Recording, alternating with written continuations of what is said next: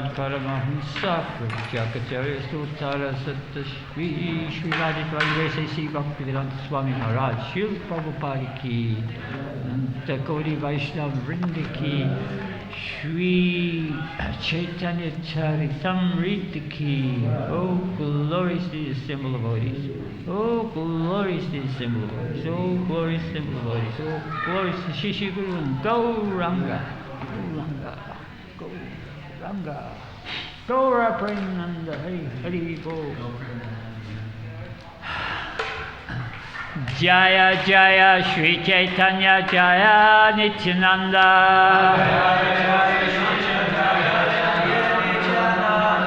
Jaya Dvaita Chandra Jaya Gaura Bhakta Vrinda.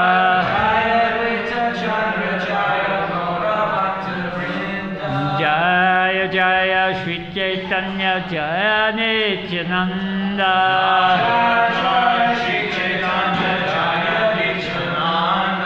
Jaya Dvaita Chandra Jaya Gaura Bhakta Vrinda.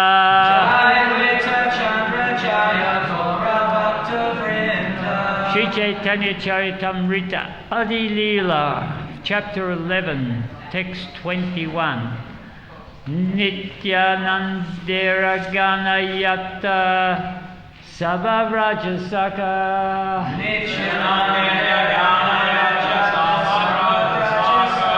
Shinga Vetra Gopisha Shirasiki Bhaka.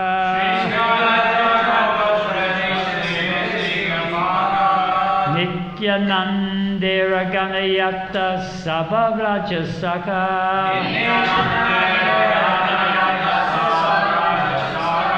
Shringavetra Gopi Vaisha Shirisikipaka.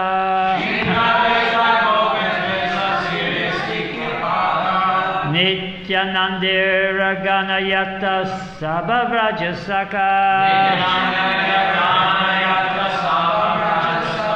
Shringavetra Gopi Vesha Shirisikapaka.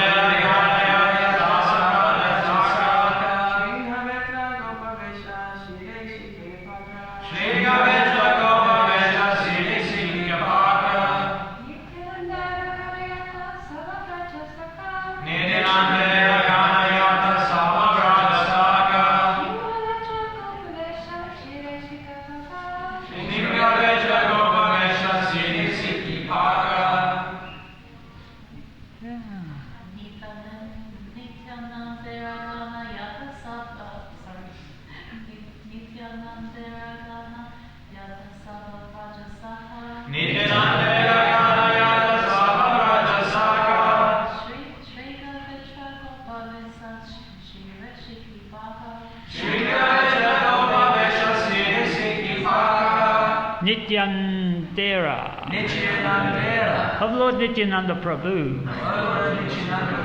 Gana followers. Yata all. Saba all. Vrajasaka residents of Vrindavan. Shringa horn. Vetra cane stick. Gopavesha, dressed like a cowherd boy. Sire, on the head. Sikipaka, plume of a peacock. Translation: all the associates of Lord Nityananda were formerly cowherd boys in Rajabhumi. Their symbolic representations were the horns and sticks they carried, their cowherd dress and the peacock plumes on their heads. Purport: Janava Mata is also within the list of Lord Nityananda's followers. She is described in Gauragadesh Tipika, verse 66, as Anangamanjari of Vrindavan. All the devotees who were followers of Janamata are counted within the list of Nityananda, Sri Nityananda Prabhu's devotees. Om Agena Timirandasya Jananjana Sulakaya Chakshur Militam Yena Tasve Shri Gurave Namaha Durga Me Padimendasya Skalat Pate Gatirbahu Swakripa Yustu Dadina Shanta Shanta Avlambanam. So this chapter is called the branches and the sub-branches of the Caitanya tree. So this is chapter 11 of the Adi-lila. So in chapter 10 we had the branches and sub-branches of Sri Caitanya Mahaprabhu.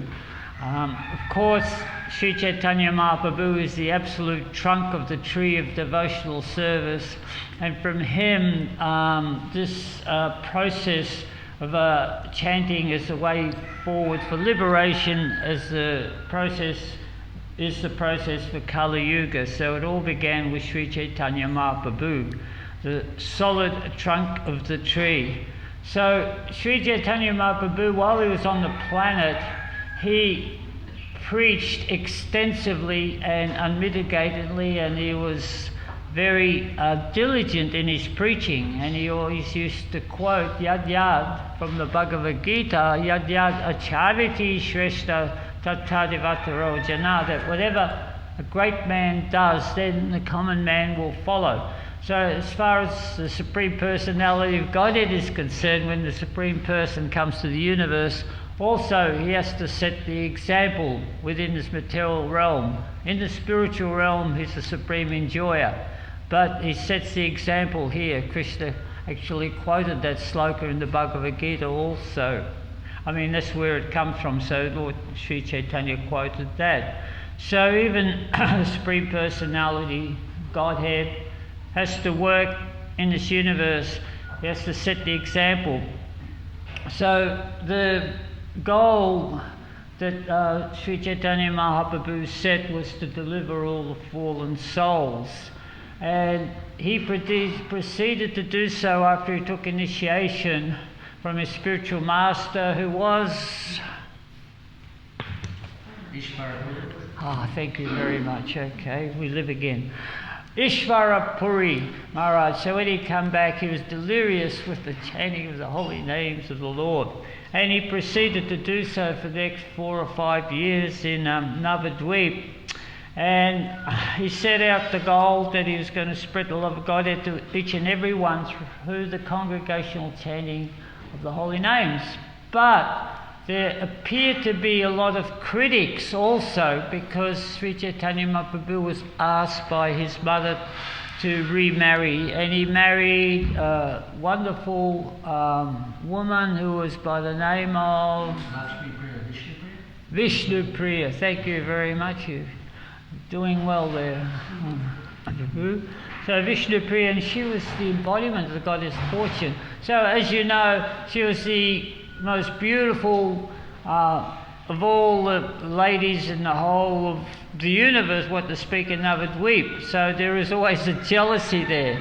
As we know, in the material world, sometimes when some man marries a beautiful woman, or a beautiful woman, or a woman marries a beautiful man, then there is jealousy. Everybody wants to, everybody's critical, and so in this way, in Navadvip, the scholars, even though Sri Chaitanya Mahaprabhu was the personality of Godhead himself and spreading the goodness of love of Godhead to everybody in the universe, still he had his critics from the so-called mundane scholars, the Mayavadis, who were saying that he's not studying the Shastras, and the students, Mayapur, Navadvip at that point in time was a particularly big place. It was a centre of learning, and the students were going, what's this? 3 names, Hare Krishna, Rama. What is the benefit of this? There is no intellectual stimulation from the chanting of these names. It's just pure sentiment by this Grihasta. Right, so then they were putting all these labels on Sri Chaitanya Mahaprabhu. And so he was feeling that like these people were slipping from the net of love of Godhead. So what did he do? So he took sannyas. So he left the goddess of fortune, Vishnu Priya. Normally it's the other way around, that if you have good fortune, then Vishnu, the goddess of fortune, she's called Chanchala, flickering, that she will leave you because she's always looking for the Supreme Personality of Godhead. So in this case, Lord Chaitanya left his beautiful wife, his devoted mother, to take sannyas just simply for the express purpose that people would respect him. So now he's sannyas, they can't criticise him, so he can keep continuing on with this preaching movement, spreading love of Godhead to everybody throughout the whole universe, not only this world, the whole universe. So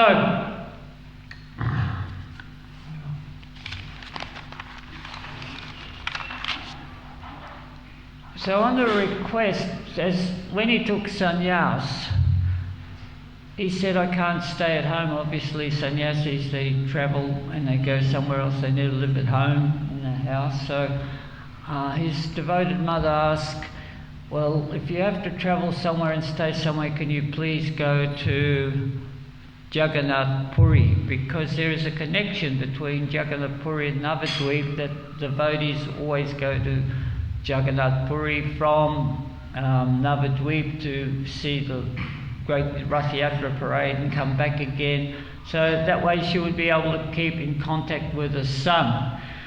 So Lord Chaitanya abided by his mother's wishes, and he went to Jagannath Puri, and of course he started to teach so many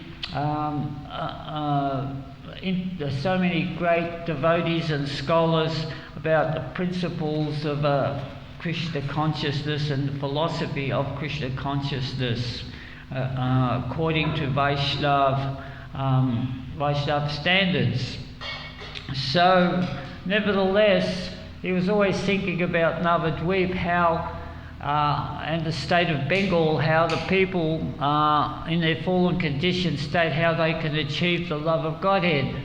So his brother and associate, Lord Nityananda, was with him in Jagannath Puri. So Sri Chaitanya Mahaprabhu at one point took him to a confidential place, and he began instructing him. He said that actually all these people in Bengal, they need to be delivered, and myself, I took sannyas, so I can't go to places, deep places where there's sinful activities to give Krishna consciousness, because then I would become criticised again. He'd already been criticised once for being a householder, so he was very wary of that. He said, but you, Nityananda Prabhu, you've already delivered the most fallen conditioned souls, 2 dacoits by the name of Jagai and Madai. Yeah, terrible people, absolutely atrocious. And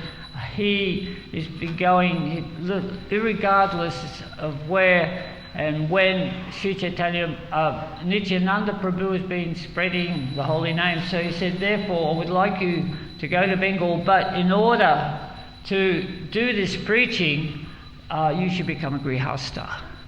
So Nityananda, all his life, he had been a renunciate. He left home at the age of 12, and then he travelled with a sannyasi, and he travelled all over India. And he also, when he was travelling, he came to Vrindavan, and then of course Nityananda Mahaprabhu is incarnation of Lord Balaram. So he kept sliding into his persona of Balaram, just like us people here. We can't remember who we were in our last life. We can't slide into anything. We're just stuck in these bodies. We don't know who we were.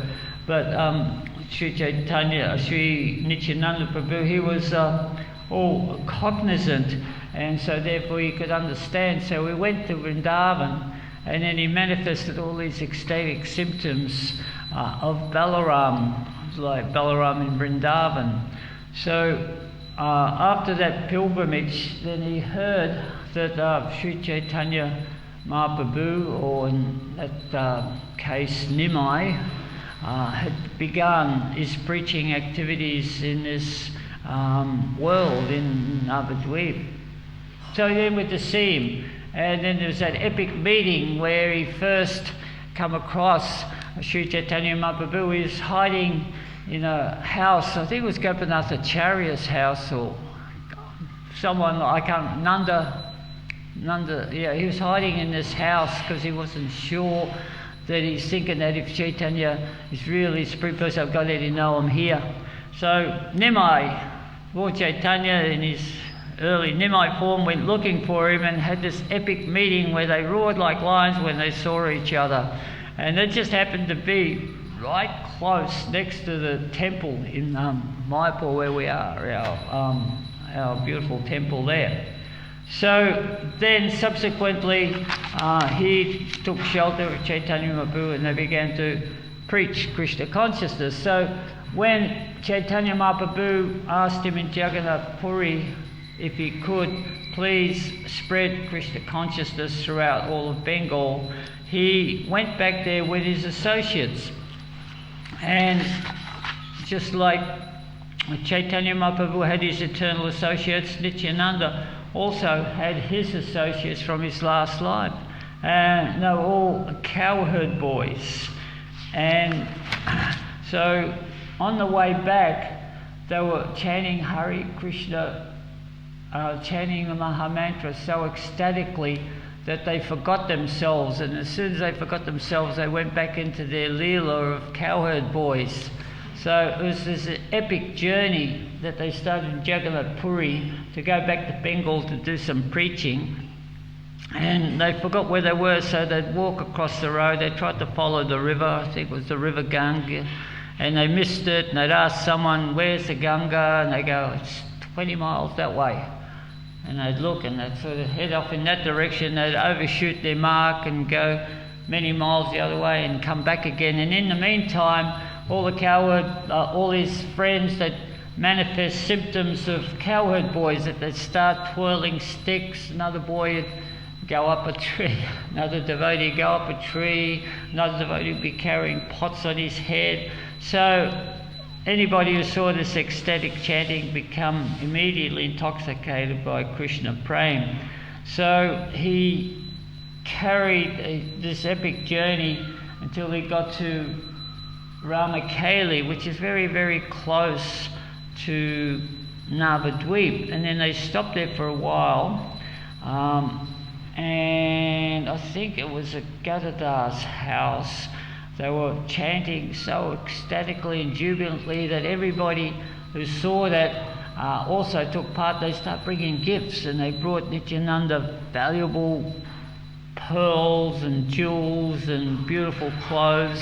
And then he got everybody to dress up, so they all dressed as cowherd boys, and they had sticks and they were twirling sticks, and they went out in Harinam dressed as Balaram and the cowherd boys out through the whole town. And then they went to another town and they stayed there. And then they went in a procession to Navadvip in that format. So Lord Nanda is dressed as this beautiful person. He was very ornamental. He loved to dress up, so in the mood of Balaram. So he had lots of jewelry and beautiful fine clothes. and he came to Navadvip in this manner. So there was one devotee called Suridas Aryakela who was married to Bhadravali and had two beautiful daughters, and they were just reaching marriageable age. So of course, for a father in India at that point in time, the biggest problem he has is who to marry his daughters to. So it is said in the I have to find the book here. It's written by Narahari Chakravarti in his book called the Bhakti Ratnakara, that this devotee, Suridas, he had this dream, and in the dream he saw Lord Nityananda in all his beautiful jewelry, adorned nicely, sitting on the throne, and on either side of the throne were his two daughters, and his daughters' names were Visuddha and Jahnavi. So he was in ecstasy, so when he woke up, he went and sent a message to Nityananda Prabhu, who was staying at Srivasa's house at that point in time, asked him if he'd marry his daughters. And Nityananda Prabhu was very happy to marry his daughters, because actually in Krishna Lila, there's a Srila Prabhupada explains here that Janava, she was a Nanga Manjari in a previous life, and Visuddha was also a personality. I've got here, I can't find it. It also said that Janava, sometimes some scholars say that Visuddha was Varuni, and Janava was also, some scholars say that she was Revati, one of Balaram's wives. So in this manner, so when they heard of the wedding, there was one king, son of a king, living in Navadvip, and his name was Krishna Das, and he arranged for this huge opulent wedding. It was the best wedding ever for Nityananda Prabhu to marry these two beautiful ladies, and everybody who saw the ladies were immediately thrown into ecstasy. They were so beautiful that Sachimata, she kept hugging him and kissing him and glorifying him, and so it was a wonderful wedding. And so in this way they began their preaching career. So those two wives of Nityananda Prabhu, they were very, very diligent in helping Nityananda Prabhu spread his mission, and they were going to all the different towns and villages and preaching Krishna consciousness. Subsequently, Visuddha, the elder of the two wives, she had two sons, and one of the sons was called, starts with V, Virabhadra. We've just been reading about Virabhadra, and this amazing personality was an incarnation of Kshirodaksha Vishnu, and he was so prolific in spreading Krishna consciousness that he was attributed as the one who carried Krishna consciousness in Bengal particularly throughout, and because of his potency. So there was one son, and she also had another son whose name was Ganga, and he was personification of Ganga, or daughter, who was personification of Ganga. And so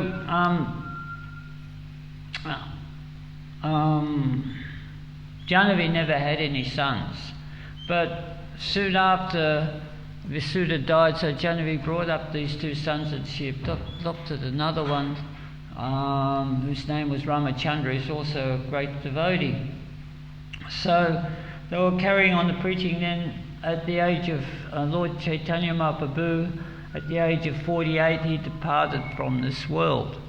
And so the devotees who were his close confidants, they were so bereft of losing his association, they all left the world soon after. So Nityananda Prabhu left, Advaita Acharya left, Gadadhar Pandit left, Srinivas was gone, Sarvabhauma Bhattacharya, so that left a really great vacuum there. So in the meantime, Janava Mata had carried on the mission of spreading Krishna consciousness, so all the devotees asked her to be the Acharya, or the residing principal Vaishnavi, to help spread the leader of this Krishna conscious movement. So she was endowed with all the good qualities of a Vaishnava, and people had just so much. She had so much Shakti. People respected her so much. Wherever she went, people would be attracted to her. And at one point in time, when her son Virabhadra was looking for a spiritual master, I think he was going to take shelter. Where was it from? Advaita Acharya at that point in time, forget. But then by her prowess, you could see that, and then she knew that it was ordained that he would become her disciple. So she initiated him, and she initiated her son Ganga too. So that was the beginning of her initiation, that she was the Acharya. So she was like the first woman Acharya in the whole of the ISKCON society. She set the precedent, and after that a lot of other people started to come along and take Diksha from her, and she became the centre of Vaishnavism in Bengal. So at that point in time also the focus shifts to Vrindavan. So there were two places 2,000 kilometres away from each other. It was actually three places. There was Jagannath Puri, but then after Lord Sri Caitanya Mahaprabhu left, disappeared in Jagannath Puri, there was not much heard about Vaishnavism in Jagannath Puri really. So it just focused on Bengal and Vrindavan. And of course in Vrindavan we had all the learned scholars that went there, like Rupa Goswami, Sattan Goswami, Jiva Goswami, Raghunath Bhatta Goswami, Raghunath Das Goswami, and a lot of other, Lokanath Maharaj was there, and all these beautiful, wonderful writings were being written, being recorded about Krishna's pastimes and the principles of devotional service, how to execute it, books by Rupa like Bhakti Rasamrita Sindhu. So all this beautiful literature was starting to manifest in Vrindavan, whereas in Bengal there wasn't much in that way at all. Vrindavan Das Thakur had stayed there, so he'd written the Chaitanya Bhagavat. But then Janava Mata asked that these literatures could be sent down to Bengal. So we have this famous story about how they got a cartload of books, and they took some devotees with them, and they began to take these cartload of literatures from Vrindavan to Bengal. But then they come to some kingdom there where the king heard that these sadhus had this priceless treasure. So he got the dacoits to steal the cart. So the devotees woke up one day and all of a sudden the cart was gone, all these priceless books were gone. And this is the early days. I heard this, I'm going to repeat it, because in the early days the only thing we heard was from Srila Prabhupada. We didn't hear anything else from anybody, right? But then somehow or other Srinivas, he made some inquiries, and he heard about this king there, had all these dacoits, and he went to see the king, and the king admitted that he took it. And then when he took the cart, and he made a mistake that all these books were there, but when Srinivas found the books, originally they'd packed the books that the Srimad Bhagavatam was on top of the cart, but after they found the cart, Sri Caitanya Caritamrita was on top of the cart there. So it was just the significance that the Sri Caitanya Caritamrita is the epic cream of all the literatures. So the king was also very obliging there to Srinivas, and he got his scholars to write a lot of copies. So to copy these books you had to do it by hand with a pen, and it was very elaborate. But he engaged every one of the scribes in the kingdom to put these books out. So the book distribution had begun. So in the meantime also, while Sri Caitanya Mahaprabhu was on the planet, he went to a little village called Kaituri when he was preaching around India. And in Kaituri he predicted that there was going to be one famous Vaishnava that was going to be born by the name of Narottam Das Thakur. He said he was going to spread love of Krishna consciousness throughout the whole world. So he left him a little treasure, that he left him some bhakti, so prem, love of God, a little parcel of prem of God. He hid it in the river and he gave it to the Ganga. And the Ganga personified came to Sri Caitanya Mahaprabhu, and she accepted that, said, but how will I know when this person comes along to get his gift? Lord Caitanya Mahaprabhu said that you'll overflow, your banks will overflow when he steps in your water. So many years later, 30 or 40 years later, Narottam Das Thakur took birth in the family of the king of Kaituri, or king of the province. You have, from my understanding, you have big kings and little kings. So someone who's in charge of something is the king, right? So he was the king. He was very wealthy, and he only had one son, and he wanted his son Narottam to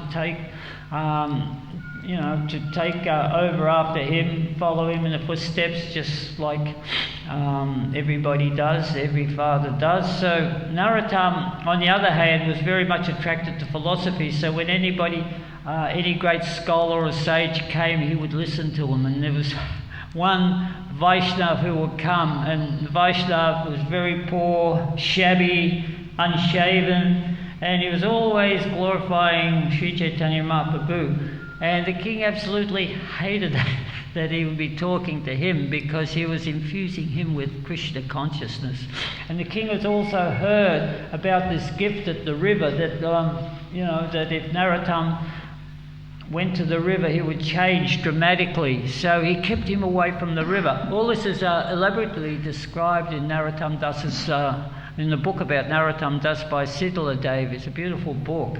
So one night, Narottam somehow or other escaped from the palace, because there's all these guards there to secure him. He wouldn't go anywhere, that he wouldn't escape to anywhere, what to speak, going to the river. And he went to the river and he bathed in the river, and all of a sudden he just got overwhelmed by prem, Krishna prem, the gifts that just manifested, and the river started to overflow.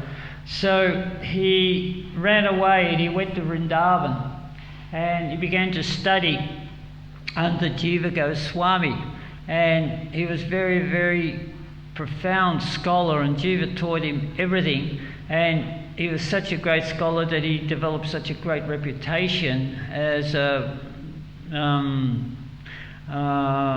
Acharya Vaishnava, as a great devotee of the Lord in a very early age. So after he finished his studies with Jiva Goswami, he came back to the village of Kaituri, and he found his father had passed away. But his son, he was the only son, but he had a cousin called cousin brother, so his name was Santos.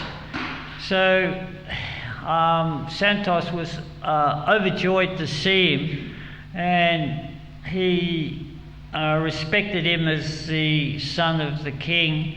And Narottam said, why don't we put on a festival, and we used all the wealth in this village to put on the first Gaur Purnim, the appearance day of Sri Caitanya Mahaprabhu. So Santos was delighted to do that. So Narottam Das, he orchestrated the first celebration, the first festival to celebrate Lord Chaitanya's appearance day. And they were very elaborate in their preparations. They got these beautiful little handwritten invitation cards, and they got messengers to send them to all the Vaishnavas. So they invited the Vaishnavas throughout all of India to come to this Gaur Purnim festival. So the devotees from Vrindavan came, the devotees from Bengal came, they all started coming to Kaituri, and they asked Janava if she could be the presiding Vaishnav. She was going to be the honorary, how do you put it, the honorary Vaishnav of the ceremony. So she was overjoyed to hear that, and then she started to proceed to Keturi, to the festival, and everywhere she went, people who saw her, all the Vaishnavas who saw her, they would join in the party. So they would be ecstatically chanting. She took Vrindavan Das Thakur with her and other great Vaishnavas, and the party kept growing and growing and growing as they went to Keturi. In the meantime, Shantos, he'd built these beautiful boats, so when they came to the river, they had some boats, and he organised accommodation for them. So after they crossed the river, they had their places of shelter. There were storehouses full of prasad, and the festival started to swell. So the atmosphere was actually electric. And at that point in time, Janavamati took control of the whole festival, and she started to cook for all the Vaishnavas. And she cooked all these beautiful succulent foodstuffs, and she would personally feed everybody. And then when everybody was fed, she would feed all the cooks and all the servants. And then after they were all fed, then she would eat herself. And the festival, as it began to increase, getting close towards Sri Chaitanya Mahaprabhu's appearance day, Narottam installed 6 sets of deities. One set of deities have just been discovered again, and believe it or not, it's in Vrindavan. And now all the devotees are able to go to this place in Vrindavan and see the deities, one of the 6 sets of deities that were there. So when they installed the deities, and then they had these wonderful kirtans, and Narottam Das, he could sing like no one else could sing. He could sing like from the spiritual world. So whenever anybody heard him, they would just be completely overwhelmed with bhakti. And then the kirtan started to swell up, and they danced and they danced, and they danced so hard that the sweetness of the kirtan actually permeated the universe and went to Sri Chaitanya Mahaprabhu wherever he was. So Sri Chaitanya Mahaprabhu brought all his associates down, and lo and behold, they're all singing the Panchatattva. They're all there dancing. Advaita Acharya, Sri Chaitanya Mahaprabhu, and Nityananda was there. So Jahnavi, she saw her husband there dancing, and Chutananda, he was the son of Advaita Acharya. He saw his father there, and Srivas Pandit's elder brother saw Srivas there, and they danced for hours and hours and hours in ecstasy. And this whole festival just took off, like it was just from the spiritual world, took off to the spiritual world. Ultimately, when it finished, and ultimately when Sri Chaitanya Mahaprabhu and his associates disappeared after some hours, everybody was completely devastated. So they were all crying in separation and different type of ecstasy. But Janavamata came to the rescue, and she said, hey, tomorrow is Holi. It's a festival of colours. So then everybody got excited again, and they had the festival colours, then they had the Gorpanim. So that was the first transcendental festival that took place in memory of Sri Chaitanya Mahaprabhu. And it's like people sometimes say, oh, the festivals we have are not like the old days. Ever heard that being said before? They're not like the old days. Well, our festivals, whatever festivals we've had, they're not like the old days when Narottam Das Thakur had his festival. That was amazing. So Janavamata was a great, great Vaishnavi, and so she's like the epic example for Vaishnavis to follow, that she was so humble in her service to the devotees, and she's so much respected by everyone. So it was a very nice sloka. I just thought I'd say a few things about that. So does anybody have questions or comments pertaining to what I was saying? Yes.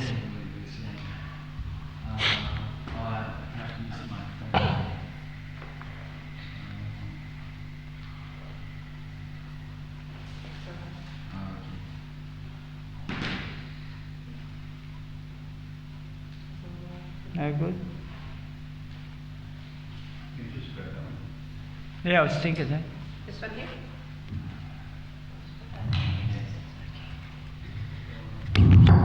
Easier.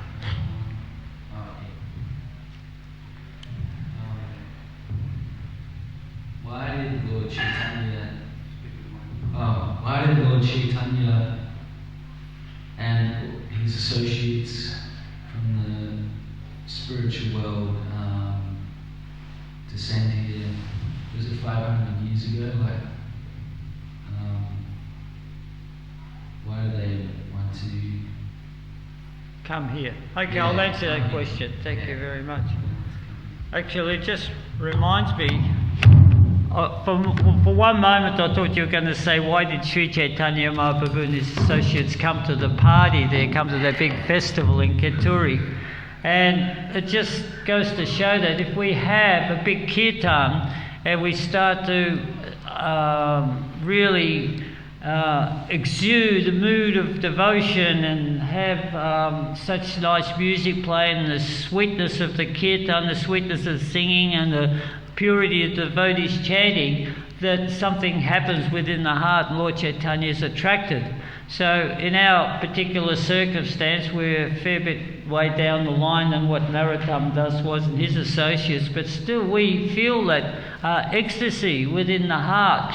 So everybody who's been in a really rousing kirtan usually has a big smile on their face, big laugh, you know, sometimes people start crying, and that's actually Lord Chaitanya manifesting within the heart, within the holy names. So it's all about the kirtan, it's all about the holy names. And so I suppose that answers your question also. That's why the Panchatattva came, because it's all about the holy name. That's what they came to give us, right? That's the only answer that we can sort of, that's the best answer. Just a simple answer, straight, not complicated, just a straight answer, the holy name. They start breakfast earlier and earlier these days. Must be really hungry. Anybody else? Well, we can all join them, I suppose. Jai. Hare Krishna. All glories to Srila Prabhupada.